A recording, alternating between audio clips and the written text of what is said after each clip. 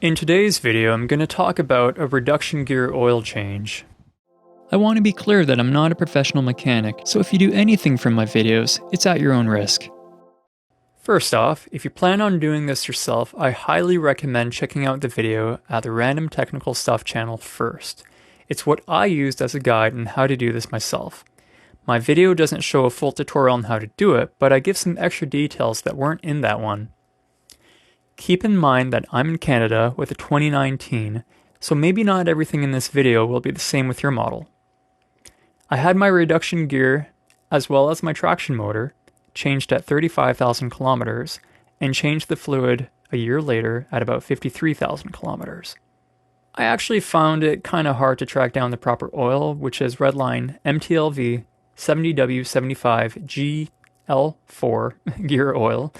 The usual places like Canadian Tire, Parts Source, and Napa didn't have it. Another was sold out, but I eventually found it at n75motorsports.ca, and I'll be using them in the future.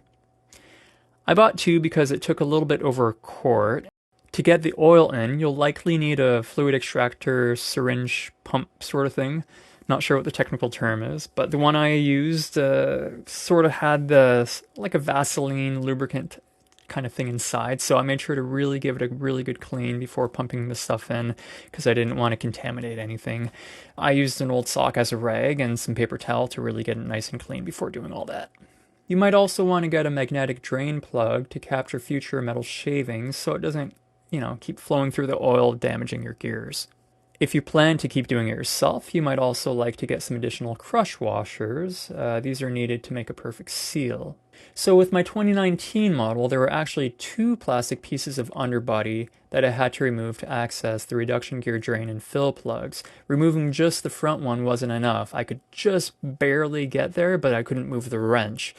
So I had to remove, some extra 10 millimeter bolts.